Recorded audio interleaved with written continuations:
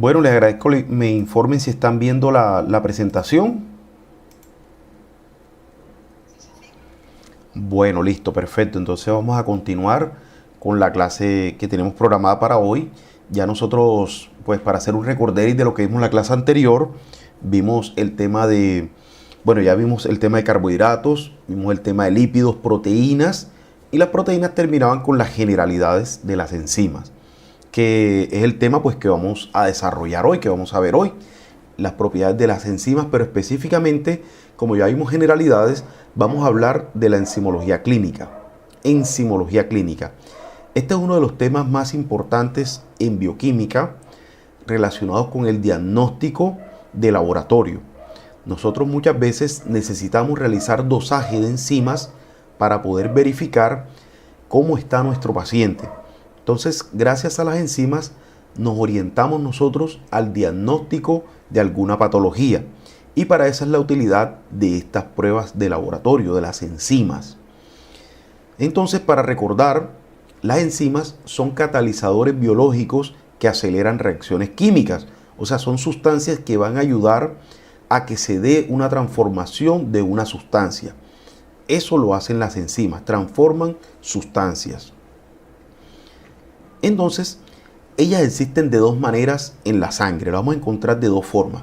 Unas que se encuentran normalmente en la sangre, como por ejemplo los factores de la coagulación, y otras que llegan al plasma por algún problema, como por ejemplo cuando hay una lesión celular, hay proliferación celular, como por ejemplo cuando hablamos de cáncer o destrucción de un tejido. Entonces, cuando ocurre alguna de estas causas, ellas se liberan, salen hacia la sangre y nosotros las podemos identificar haciendo su dosaje.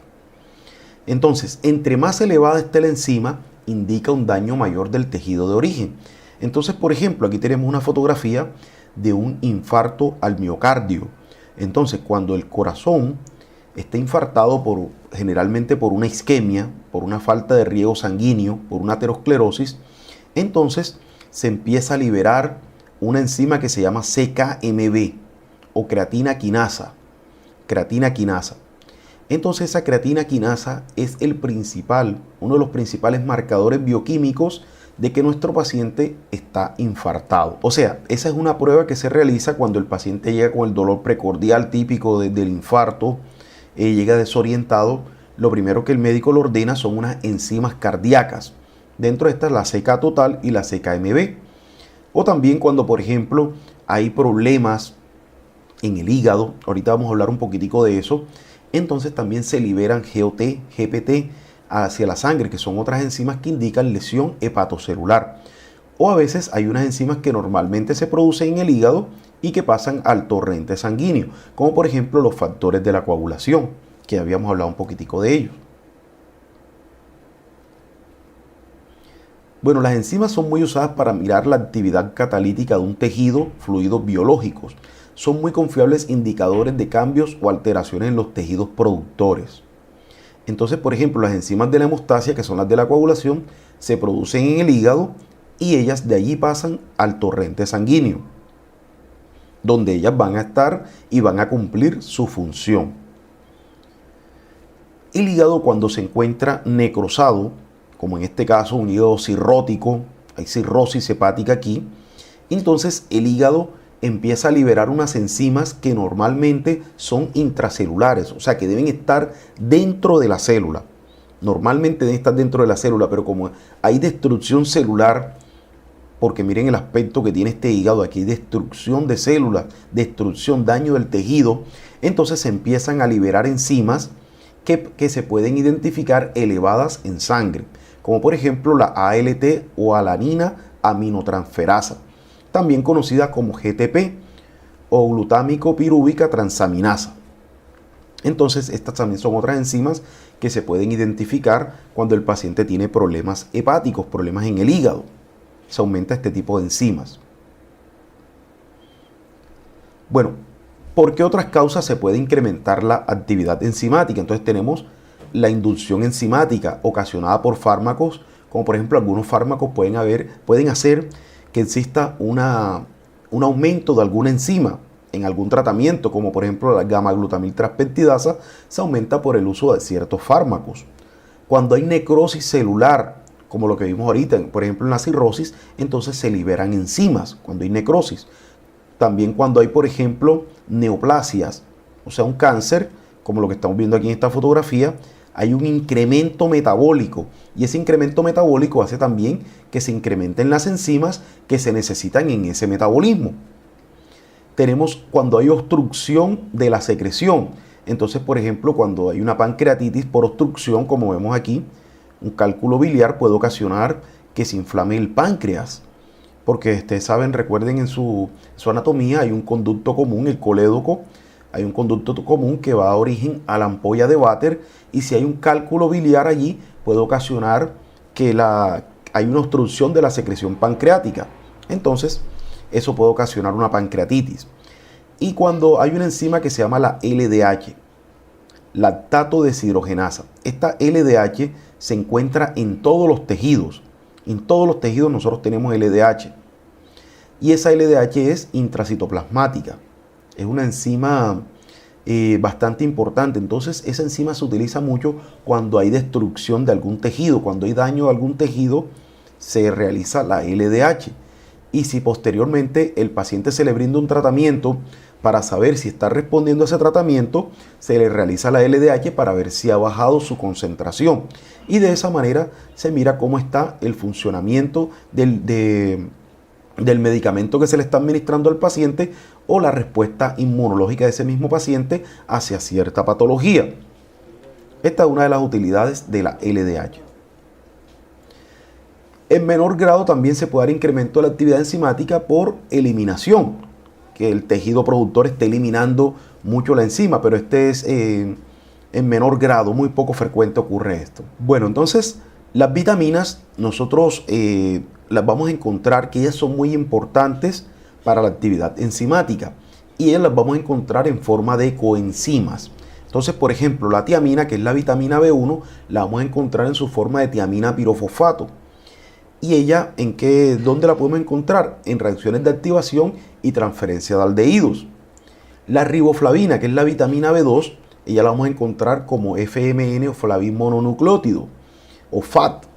Y ellas participan en reacciones de oxidorreducción, al igual que la niacina, que la vamos a encontrar como NAD o nicotinamina adenina dinucleótido.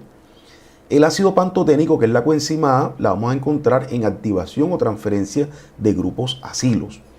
La piridoxina la vamos a encontrar como coenzima, como fosfato de piridoxal, y ella está en reacciones que involucran la activación de aminoácidos. Tenemos la biotina, que es la misma forma coenzimática, activación y transferencia de dióxido de carbono. El ácido lipoico lo vamos a encontrar como lipoamina en activación de grupos acilos y en reacciones de oxidorreducción. El ácido fólico lo vamos a encontrar como tetrahidrofolato en activación y transferencia de grupos funcionales de un solo carbono. Y la vitamina B12 como adenosilcobalamina o mejor conocida como metilcobalamina. Entonces esta va a estar actuando en isomerizaciones y transferencias de grupo metilo. Entonces las vitaminas son muy importantes para la actividad enzimática. Bueno, entonces el hígado produce normalmente ALT y la enzima ALT o alanina aminotransferasa va a evaluar la función hepática. Lo mismo el músculo. El músculo produce creatina quinasa y entonces este es un indicador de lesión muscular. O sea que si yo tengo una lesión muscular se me va a incrementar la CK, la creatina quinasa, y esa me va a evaluar la función muscular. Y el mismo dosaje de la creatina quinasa, por ejemplo, si yo se la evalúo a un paciente y le salió en 200, por colocar un ejemplo, y yo le estoy brindando su tratamiento, después de una semana yo la evalúo nuevamente y ya debe ir bajando su concentración a 100, por colocar un ejemplo, revirtiendo el daño celular. Pero hay que tener en cuenta que las enzimas no son específicas de un solo tejido y que encontramos varias enzimas que poseen la misma actividad catalítica, y eso es lo que se conoce como isoenzimas. Entonces, cuando nosotros tenemos un paciente que presenta algún tipo de lesión, nosotros siempre debemos hacer la correlación clínica de lo que presenta mi paciente. Siempre debemos correlacionar la clínica del paciente. Si nosotros sospechamos que el paciente, por ejemplo, de una hepatitis, entonces nosotros debemos evaluar las enzimas que evalúan la función hepática. Ahorita vamos a mirar eso. Bueno, la determinación enzimática, la medida internacional de la actividad enzimática es el catal.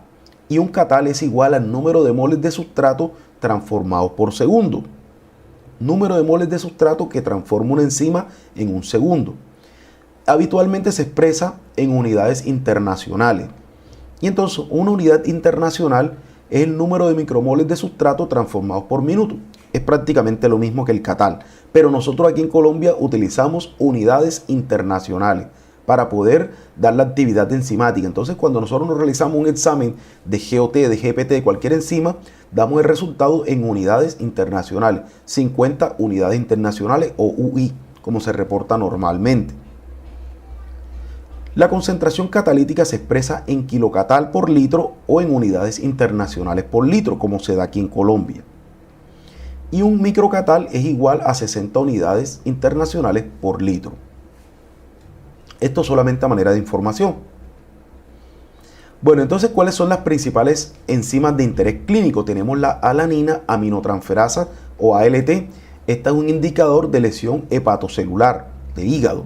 Tenemos la fosfatasa alcalina, que esta se eleva en enfermedades hepáticas con colestasis, o sea, cuando hay acumulación de la producción de bilis. Cuando hay colestasis hay obstrucción, hay un cálculo biliar. Entonces, un marcador de la actividad osteoblástica en enfermedades óseas también. Tenemos la amilasa, que es un indicador de lesiones pancreáticas. Tenemos la aspartato aminotransferasa, también conocida como AST, es un indicador de lesión hepatocelular y muscular. Y tenemos la creatina quinasa, indica lesión muscular en infarto al miocardio. Tenemos la gamma-glutamil transpeptidasa, Este es un marcador sensible pero no específico de lesión hepática. Tenemos la lipasa, indicador de lesión en pancreatitis. Tenemos la colinesterasa, este se aumenta en intoxicación sobre todo por pesticidas.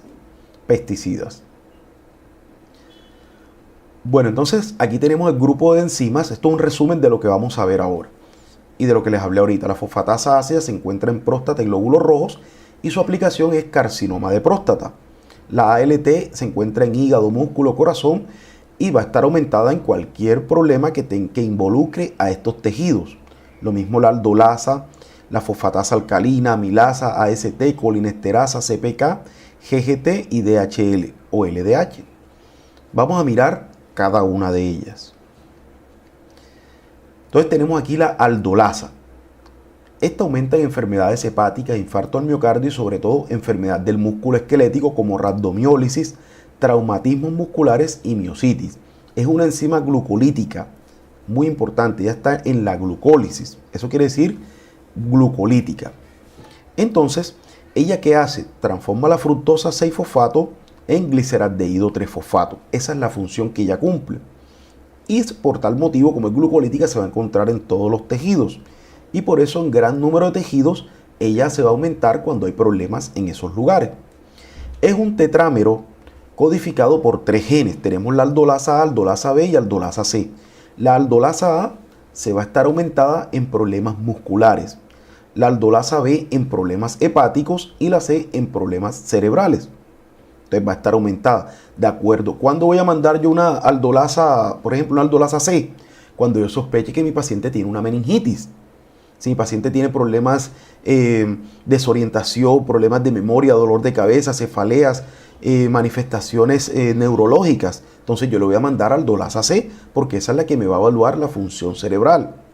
Si por el contrario mi paciente está ictérico, está amarillo, tiene el abdomen inflamado, entonces yo voy a mandar una aldolasa B para que me evalúe la función hepática, de acuerdo al cuadro clínico. Sí, correcto, así es.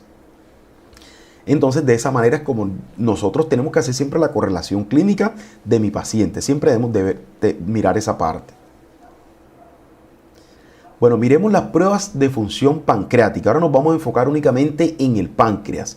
¿Cuáles son las pruebas que me evalúan la función pancreática? Entonces el páncreas es un órgano mixto, tiene actividad endocrina y exocrina. ¿Quién me recuerda cuál es la actividad endocrina y exocrina del páncreas? Recuerden, cuando hablamos de actividad endocrina vamos a hablar de la producción hormonal. Y la actividad endocrina está relacionada con la producción de insulina y glucagón. ¿Sí?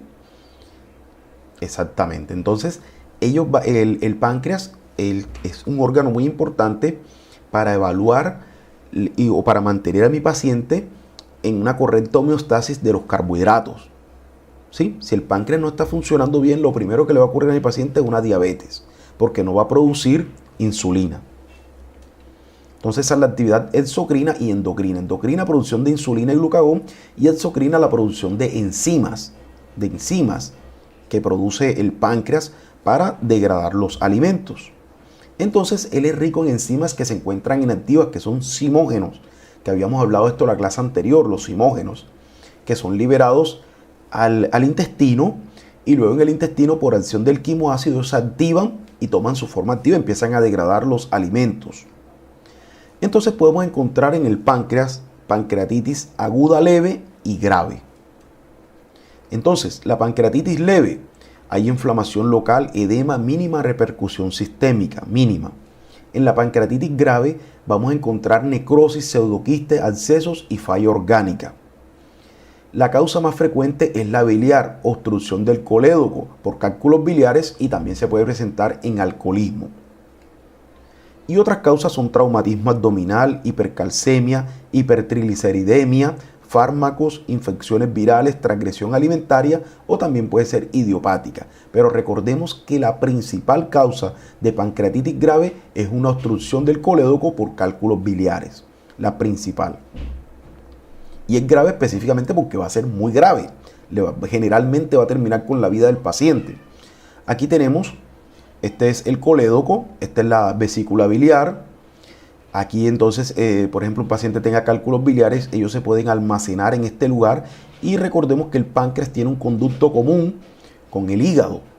Aunque son órganos totalmente diferentes, tiene un conducto común que van a terminar aquí en la ampolla de váter. Y si hay un cálculo biliar que pudiera llegar a este lugar, que se almacenara aquí, entonces ellos van a producir obstrucción de la secreción. Bueno, entonces, este es el conducto por donde el páncreas va a pasar tiene su actividad exocrina, va a pasar las enzimas, y si está obstruido, entonces él se va a inflamar porque se va a acumular esa cantidad de líquido aquí y va a producir una pancreatitis. Bueno, miremos la amilasa. Entonces, esta es una prueba que me evalúa la función del páncreas. Tenemos la amilasa. Esta es una enzima que hidroliza los enlaces alfa 1,4 del almidón, del glucógeno y otros polisacáridos. Es una metaloenzima, ya que requiere calcio, y su pH óptimo para actuar es 6.9 a 7. Entonces tiene dos isoenzimas. Tenemos la isoenzima S, que se produce en las glándulas salivales, y la isoenzima P, que se produce en los acinos pancreáticos, o sea, que se produce en el páncreas. O sea que una pancreatitis, nosotros, si evaluamos la amilasa, tenemos que evaluar otra enzima también, porque la amilasa también se produce en las glándulas salivales. Entonces, un paciente que tenga parotiditis, o comúnmente conocida como papera, también se va a aumentar la amilasa, pero la amilasa salival.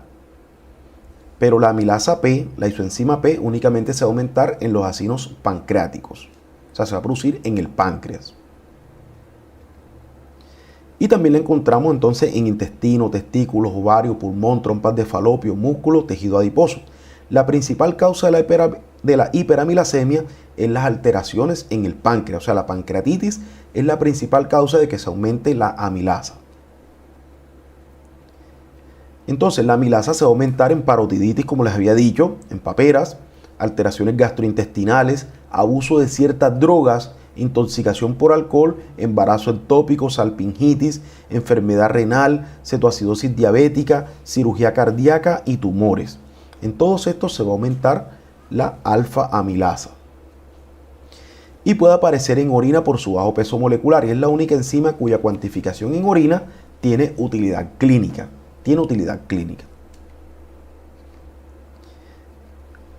Bueno, la lipasa, esta es otra enzima también pancreática, importante. Esta enzima actúa sobre la interfaz grasa-agua. La principal fuente de la lipasa sérica es el páncreas y otra fuente menos importante el tejido adiposo y las mucosas. También producen lipasa. Se usa en el diagnóstico de pancreatitis, en alteraciones del árbol biliar, obstrucciones pancreáticas y consumo de derivados del opio.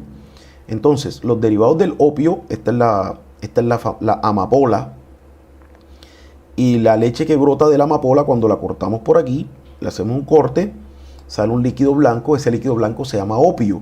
Y de ese opio es que se saca la morfina y la heroína. Entonces, las personas que presentan adicción a la morfina, a la heroína, tienen la lipasa elevada. Lipasa elevada. Pero la principal causa, como les había dicho, es la pancreatitis. Tenemos el trixinógeno. Este se encuentra en dos formas. La primera es trixinógeno 1 catódico o trixinógeno 2 aniónico. Y cuando el paciente presenta pancreatitis, se libera trixinógeno 2 al plasma. Entonces, cuando nosotros sospechamos de una pancreatitis, le vamos a realizar a mi paciente trixinógeno 2, porque es el que se eleva cuando hay pancreatitis. Miremos ahora las pruebas de función renal. Ya vimos las pruebas de función pancreática, las lipasas, amilasas, trixinógeno. Ahora miremos las pruebas de función renal, las pruebas o las enzimas que nos van a evaluar cómo está el funcionamiento de los riñones. Entonces aquí tenemos una imagen para recordar la anatomía del riñón. Aquí tenemos la corteza renal. Acá tenemos la médula renal por dentro, un poquitico más adentro está la médula. Aquí están las pirámides renales. Y aquí está la pelvis renal. Esta es la pelvis renal. Aquí es donde se va almacenando, todas estas pirámides van almacenando la orina y la van transportando hasta la pelvis renal. Luego ya va pasando por los uréteres hasta llegar a la vejiga urinaria. Aquí en la médula renal se encuentran las nefronas, que es la unidad estructural y funcional de los riñones, y aproximadamente un riñón normal tiene 1.000.000 a 1.200.000 nefronas. 1.000.000 a 1.200.000 nefronas. Entonces fíjense que es una cantidad alta de nefronas que tienen los riñones y son las que cumplen todas las funciones de filtrar la sangre. Aquí tenemos algunas de las funciones que realiza de reabsorción y absorción renal. Esto a manera de recordar. Y aquí tenemos la arteriola eferente, la arteriola aferente. Y aquí tenemos que el agua, algunos nutrientes y desechos se filtran en los capilares glomerulares hacia la cápsula de Bowman de la nefrona. Entonces aquí ocurre la filtración glomerular. Luego se da reabsorción tubular. En el túbulo proximal casi todo el agua y los nutrientes se reabsorben nuevamente. En la secreción tubular se da en el lóbulo distal. Desechos adicionales se secretan activamente desde la sangre hacia el lóbulo. Y la concentración en el conducto colector cortical, específicamente colector cortical, aquí se podría absorber agua, potasio, específicamente el potasio se reabsorbe en esta parte, en el túbulo colector cortical. Entonces, cuando nosotros vayamos a ver el metabolismo del potasio, vamos a mirar la importancia de este túbulo colector cortical. Pero bueno, eso lo vamos a ver más adelante. Bueno, ¿cuáles son las pruebas de función renal? Entonces, miremos algunas de las funciones del riñón: regulación del agua, electrolitos, equilibrio ácido-base, excreción de los productos del metabolismo de las proteínas y ácidos nucleicos. Son órganos endocrinos ya que producen diversas hormonas. Por mencionar alguna, tenemos la eritropoyetina, que es una hormona que estimula la médula ósea para que produzca glóbulos rojos. Y esto explica por qué el paciente con insuficiencia renal crónica hay que administrarle eritropoyetina, ya que el riñón no produce la eritropoyetina para que la médula ósea produzca los glóbulos rojos. Y esto explica por qué el paciente con enfermedad renal crónica también presenta anemia. Bueno, la hormona ADH interviene en el equilibrio hídrico, la aldosterona promueve la reabsorción tubular de sodio, la hormona paratiroidea promueve la reabsorción de calcio, la excreción de fosfatos y la síntesis de 1,25 dihidroxicolecalciferol, que es la forma activa de la vitamina D. También podemos ver que la renina se produce en las células justaglomerulares y cataliza la formación de angiotensina 1 y síntesis de aldosterona. síntesis de aldosterona. Bueno, entonces las pruebas de función renal, ¿cuáles son? Tenemos la creatinina, una de las principales. La creatinina. Entonces la creatinina es el producto final del metabolismo de la creatina. Se encuentra en el tejido muscular y en la sangre de los vertebrados y se excreta por la orina. ¿Cuáles son los valores de referencia? Entonces, esta creatinina se caracteriza porque ella cumple todo el proceso que hace el riñón. Es una sustancia endógena y cumple todo el proceso que hace el riñón de reabsorción, de secreción, de filtración, todo. Y excreción. Entonces, ¿por qué se utilizan? Miremos los valores de referencia. 0.7 a 1.3 en hombres y 0.6 a 1.1 miligramos sobre decilitros en mujeres. Entonces, es una sustancia de desecho, así que debe eliminarse. Debe eliminarse. Se produce endógenamente. En todo momento se produce creatinina, a partir del fosfato de creatina muscular. Entonces, como ella cumple todas las funciones del riñón y adicionalmente la excreción, entonces ella siempre debe estar en este valor, de 0.7 a 1.3 en hombres y de 0.6 a 1.1 en mujeres.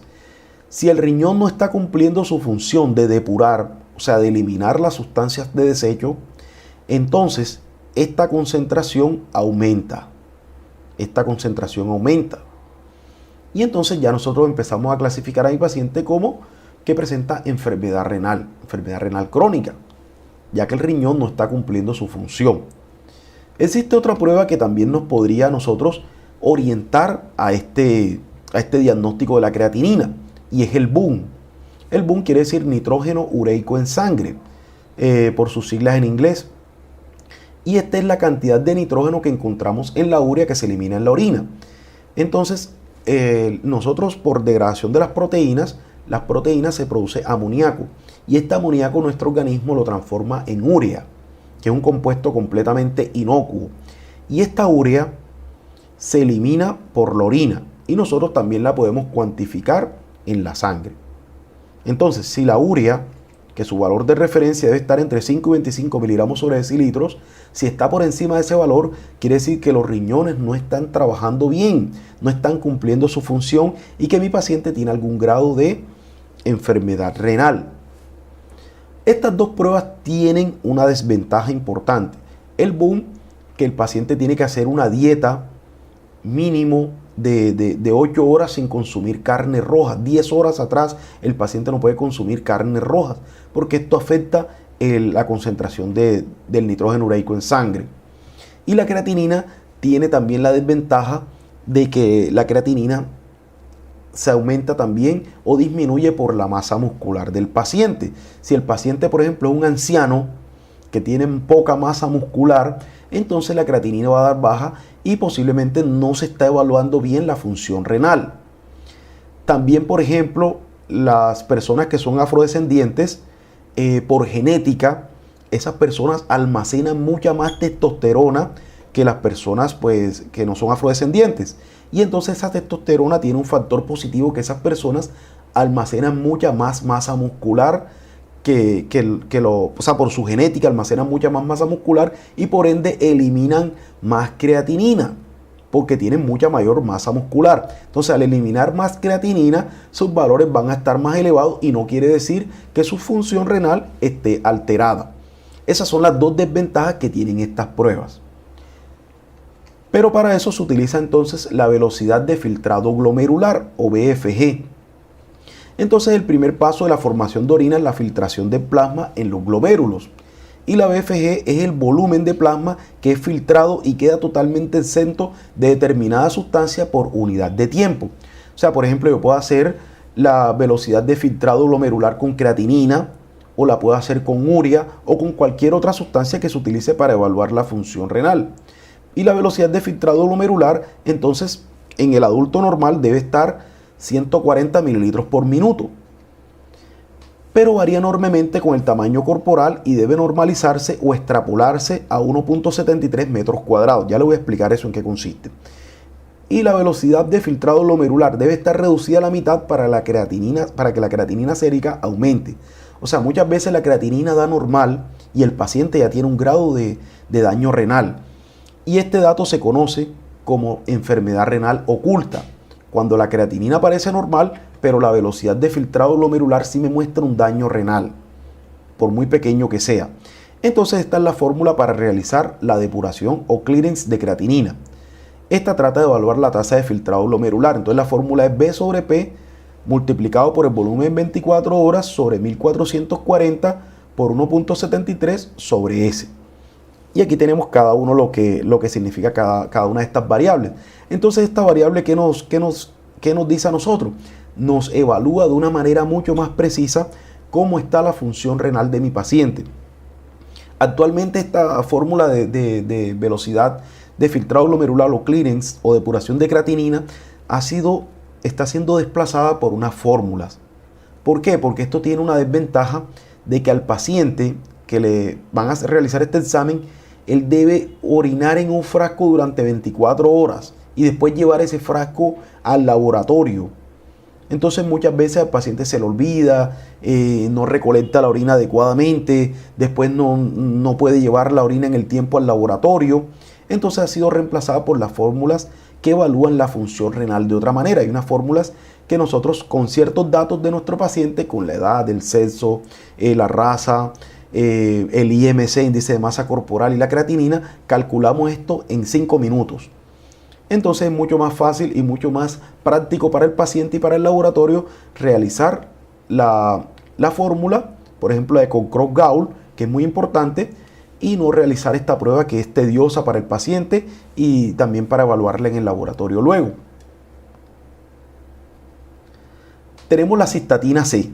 Esta es una proteína de bajo peso molecular, no depende del peso, la estatura ni la masa muscular del paciente, ni sexo ni de la ingesta de carne. O sea, este es el mejor indicador para evaluar la función renal. Encontramos otros marcadores que pueden ayudar al cálculo de estimado del filtrado glomerular, como son la inulina, iotalamato, el ioxol, los radioisótopos como el ECTA51CR.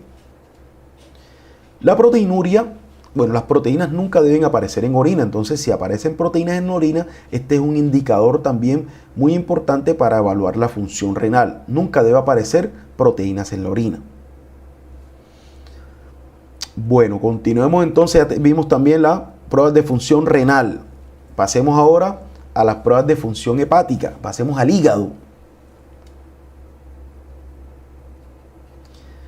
Bueno, el hígado actúa en la homeostasis de proteínas, homeostasis de lípidos, carbohidratos, se dan las vías metabólicas en este lugar, síntesis, degradación de aminoácidos. Los hepatocitos eliminan y metabolizan compuestos tóxicos, excretan compuestos exógenos como endógenos. Y para detectar anormalidades en el funcionamiento del hígado se realizan las pruebas de función hepática, las pruebas del hígado. Entonces, el hígado normalmente es una víscera de gran tamaño que tiene en el adulto un peso aproximado de 1.4 kilogramos. Aquí tenemos para recordar la anatomía del hígado, la vesícula biliar, tenemos los lóbulos, pero continuamos aquí. En la histología, aquí tenemos la histología de los hepatocitos, entonces son células octagonales y en el centro se encuentra la vena hepática. Bueno, se realizan mediciones en suero de bilirrubinas, aminotransferasas, fosfatasas, alcalinas para verificar la función. Y estas pruebas nos ayudan a diferenciar entre una obstrucción biliar, lesiones hepatocelulares agudas o enfermedad hepática crónica. La concentración de bilirrubina sérica y fosfatasa alcalina sirve como marcador de colestasis, o sea, de un flujo defectuoso cuando hay, por ejemplo, obstrucción por un cálculo biliar.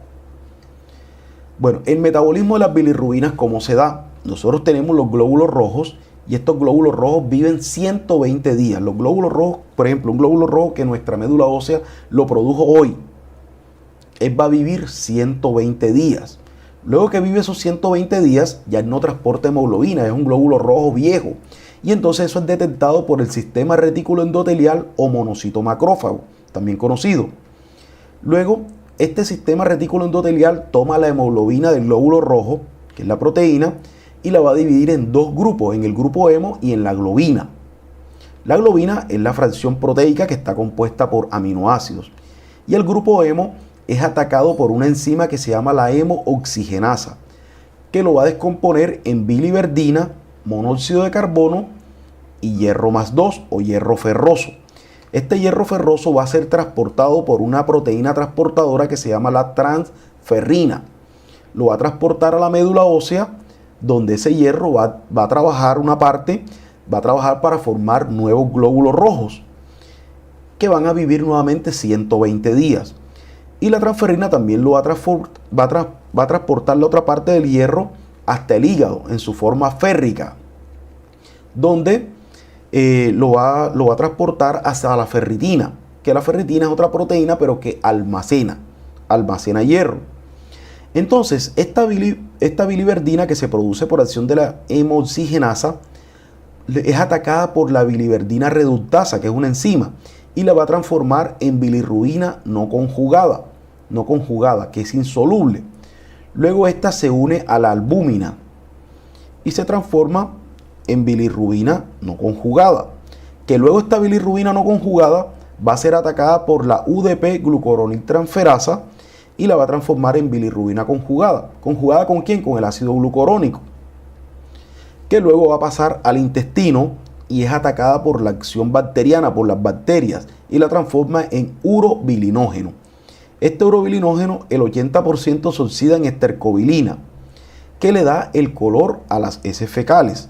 O sea, que una persona que tenga problema con la obstrucción de bilirrubina por cálculos va a tener las heces de color blanco. Las heces van a ser de color blanco y esto se denomina heces acólitas, que no tienen color por acción de las bilirrubinas. No hay bilirrubinas liberadas hacia el intestino y entonces eso quiere decir que hay una obstrucción o deficiencia en la síntesis, y principalmente va a ser una obstrucción la causa de esto. El 12% de este urobilinógeno pasa a la circulación hepática, que luego el 2% pasa al riñón y se elimina como urobilina, que le da el color a la orina. El color amarillo característico que tiene la orina es gracias a este compuesto que se llama urobilina, que es formado por el metabolismo de las bilirrubinas. Bueno, entonces, cuando se produce un bloqueo del tracto biliar, no se puede excretar correctamente bilirrubina. La concentración en plasma entonces de bilirrubinas aumenta, lo que hace que el paciente desarrolle ictericia, así como está aquí escrito, ictericia. Ictericia quiere decir acumulación elevada de bilirrubina, lo que produce este color amarillento en las conjuntivas y en la piel. El paciente está ictérico, está amarillo. Bueno, aquí tenemos los valores de referencia de las bilirrubinas. Tenemos la bilirrubina directa, debe estar normal hasta 0.3. La bilirrubina indirecta de 0.1 a 1 es lo normal. Y la total de 0.1 a 1.2. Y en recién nacidos, fíjate que se maneja un poquitico más alta. La total de 1 a 12. Bueno, la fosfatasa alcalina, esta también es otra enzima, pertenece a las hidrolasas, predomina en los sinusoides y canalículos hepáticos. También se encuentra en osteoblastos, epitelio intestinal, placenta, vaso y riñón. Aumenta su actividad en fracturas, en hiperparatiroidismo, deficiencia de vitamina D, enfermedad de Piaget, metástasis ósea y de próstata. Entonces, en estos casos aumenta la fosfatasa alcalina. Y en colestasis intra o extrahepática, tumores hepáticos o cirrosis hepática. O sea, colestasis, recuerden que es cuando hay obstrucción. Se aumenta la fosfatasa alcalina. Los valores de referencia, entonces ellos varían un poquitico de acuerdo a la edad de la persona. Por ejemplo, si tiene un día de nacido, va a estar menor a 600 unidades internacionales, de 2 a 5 días 553. En un adulto normal, menos de 240 en las mujeres y menos de 270 en los hombres. Es variado. Bueno, tenemos aquí las aminotransferasas AST y ALT. Estas catalizan la transferencia reversible de un grupo amino desde un alfa aminoácido hasta un alfa cetoácido, empleando como cofactor piridoxal. Y se encuentra en todas las células que participan en el metabolismo de aminoácidos y en la gluconeogénesis. La ALT antiguamente era llamada también glutámico pirúvico transaminasa o GPT, y la aspartato aminotransferasa AST antiguamente llamada glutámico oxaloacética transaminasa. Aquí en Colombia todavía se siguen llamando con el nombre antiguo. O sea que si una persona, usted se quiere realizar una prueba de función hepática, usted le solicita que le realicen la prueba de GOT y la prueba de GPT. Aquí en Colombia todavía seguimos utilizando glutámico oxalocética transaminasa y transaminasa glutámico pirúvica. Los dos nombres estos. Pero si usted las pide ALT y AST, en el laboratorio entienden que son las transaminasas los que se va a realizar. Pero se acostumbra a utilizar más comúnmente GOT y GPT. Bueno, entonces la GPT o ALT predomina en el hígado. Su valor normal es de 5 a 37 unidades internacionales. También se encuentra en corazón, pulmones, músculo esquelético, páncreas, vasos y eritrocitos. Y la GOT predomina en hígado, tiene también pues su concentración de 10 a 41 unidades internacionales. También se encuentra en corazón, músculo esquelético, riñón, páncreas, vasos, pulmones y los eritrocitos. Son liberadas a la sangre por células lesionadas o necrosadas, cuando hay necrosis. En esteatosis no alcohólica, cirrosis hepática o hepatocarcinoma, colestasis, en casos aumenta más la fosfatasa alcalina. En el infarto al miocardio aumenta la AST y la ALT queda solo levemente aumentada. Pero estas enzimas generalmente cuando una aumenta, aumenta la otra también. Porque fíjense que se encuentran casi en los mismos tejidos y predominan en hígado. Si el daño es en el hígado, las dos van a estar disparadas. Y de acuerdo a su concentración, a la concentración en que se encuentren, el daño va a ser mucho más grave. ¿Cuánto debe estar aumentada para que se considere que el daño es grave? 10 veces su valor normal. O sea, si su valor es hasta 37, si me da 370, que sería 10 veces su valor, entonces yo voy a sospechar que mi paciente está grave. Incluso hay pacientes que a veces les da 1500, 2000 la GPT, o sea que el daño es gravísimo. El daño es gravísimo. Bueno, la gamma-glutamina transpertidasa es un marcador sensible pero no específico de lesión hepática. Su valor normal es de 11 a 50 unidades internacionales. Y la colinesterasa aumenta en intoxicaciones por pesticidas y su valor normal es de 8 a 18 unidades internacionales por litro. Bueno, las proteínas plasmáticas, también la albúmina, es el principal producto proteico del hígado. La principal proteína que produce el hígado. La semivida de la albúmina en plasma es de 20 días, por lo cual su síntesis se reduce, aunque sea bruscamente, el descenso en el plasma se da. O sea, aunque ella viva tanto tiempo, 20 días, si se reduce su producción en el hígado, porque el hígado esté trabajando mal, el descenso en el plasma se da lentamente, pero se observa enseguida que la albúmina está disminuida. Entonces también esta es otra prueba que se le realiza al paciente que se sospecha que tiene problemas hepáticos, una hepatitis, cirrosis hepática o cualquier problema de obstrucción. Entonces el hígado empieza a funcionar mal y baja la síntesis de la albúmina. Bueno, la hipoalbuminemia es característica de enfermedad hepática avanzada y de lesiones hepáticas. También se puede utilizar la alfa-fetoproteína y la alfa-1 antitripsina para evaluar también función hepática. El valor de referencia es de 3.4 a 5.4 gramos sobre decilitros. Fíjense que todo lo que habíamos visto anteriormente era miligramos. Cuando hablamos de proteínas, el valor se da en gramos. Siempre que sea una proteína la que estamos evaluando, el valor se da en gramos. Bueno, las proteínas plasmáticas también las que podemos evaluar tenemos el tiempo de protombina. Este tiempo de protombina es una proteína de coagulación o es un examen de coagulación. Esta prueba mide la actividad de un conjunto de factores de coagulación sintetizados en el hígado y en algunos casos se utiliza como indicador de síntesis hepática.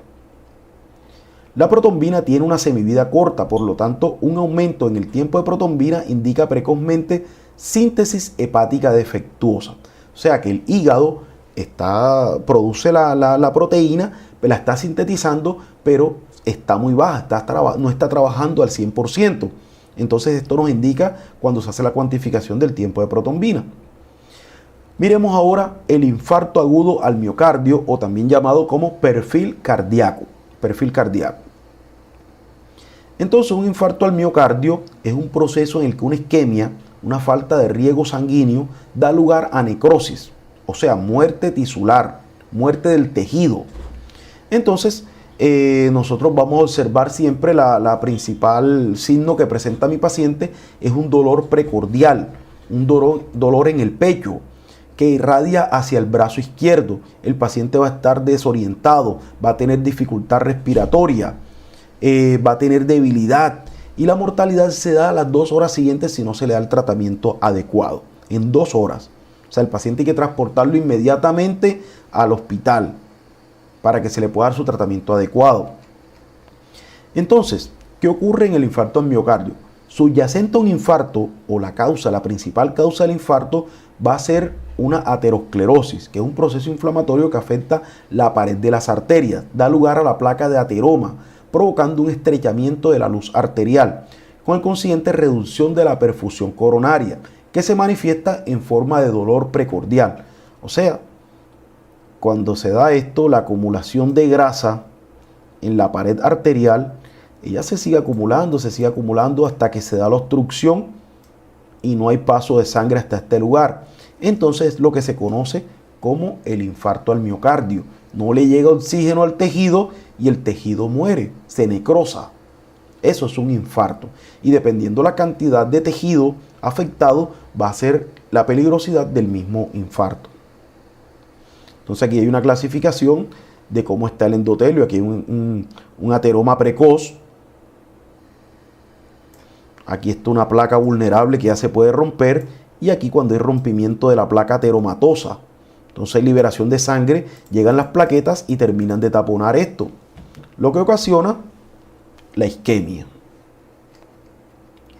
Bueno, entonces el síndrome coronario agudo hace referencia al dolor precordial y a otros síntomas relacionados con el aporte inadecuado de sangre al corazón. Comprende infarto al miocardio con incremento del segmento ST. Ya se los voy a mostrar cuál es el segmento ST. Este segmento aparece patológicamente y está asociado a la rotura de la placa aterosclerótica, trombosis parcial o total de la arteria coronaria. El intervalo ST es este intervalo que nosotros vemos aquí. Este es el intervalo ST, segmento ST. Ahí es donde nos vamos a enfocar nosotros, en esta parte. Entonces, aquí estamos viendo el segmento ST. Perdón. El segmento ST, fíjense cómo debe ser normal. Está prácticamente plano ese segmento ST. Aquí está plano. Entonces, en los primeros minutos del infarto, fíjense cómo cambia el segmento ST. Las primeras horas él se va normalizando el primer día, pero fíjense que siempre conserva la arritmia. Aquí se observa una arritmia. Pero el segmento ST siempre está asociado a rotura de la placa aterosclerótica. Bueno, ¿cómo se da el diagnóstico del infarto al miocardio? Sea por alteraciones en el electrocardiograma, como ya las que vimos ahorita, detención en sangre de marcadores bioquímicos. Generalmente estos pacientes presentan dolor torácico opresivo e intenso. Los marcadores del electrocardiograma no aparecen en el 30% de los pacientes. O sea, muchas veces el paciente se le realiza el electrocardiograma y sale normal. Esto no excluye al paciente de que esté infartado. Hay que hacer las enzimas cardíacas también. Y siempre se debe utilizar marcadores bioquímicos. Entonces, uno de los principales marcadores bioquímicos es la creatina quinasa, la CK. Esta es una enzima citosólica asociada a las estructuras miofibrilares que catalizan la formación de creatina utilizando magnesio, formando creatina fosfato, que es un depósito de energía, y se eleva en lesiones graves del músculo. Esta enzima CK es un dímero formado por 3 isoenzimas y tiene unidades M y B. Entonces vamos a encontrar la CK1 o CKBB. Esta predomina en cerebro, o sea que un ACV, accidente cerebrovascular, o un tumor la podrían elevar. Tenemos la CK3 o CKMM, predomina en músculo esquelético y puede aumentar por hipotiroidismo. Y tenemos la CK2 o CKMB, que esta predomina en miocardio. Y entonces, como esta es específica en miocardio, esta es la que nosotros vamos a solicitar. La CKMB es la que le vamos a solicitar cuando un paciente nos llegue con el dolor precordial. Entonces aumenta el infarto en miocardio, en cirugía, miocarditis, también se produce incremento de la CKMB. Existe una CK mitocondrial y representa el 15% de la actividad del corazón. Esta es otra parte también. Bueno, tenemos la troponina. Esta es una proteína, no es una enzima. Es una proteína contráctil compleja compuesta por 3 subunidades, C, T e I. La troponina C y T son específicas de miocardio, mientras que la C también se encuentra en músculo esquelético. La concentración de troponina se eleva en pocas horas de la aparición de los síntomas y permanece elevada durante 1 o 2 semanas. Por tanto, son útiles para el diagnóstico precoz como para el diagnóstico tardío del infarto al miocardio.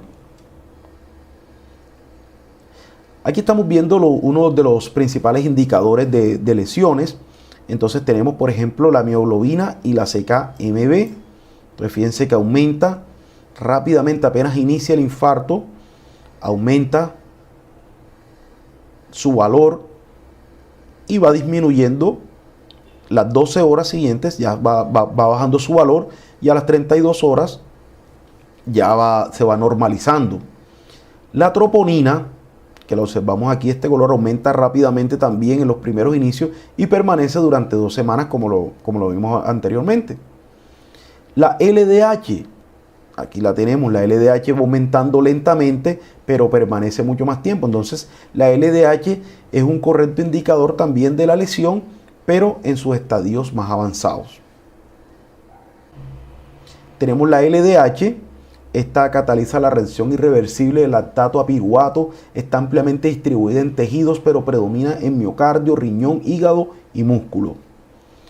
Es un tetrámero H y M y tiene 5 isoenzimas, que son la LDH1, LDH2, LDH3, LDH4 y LDH5.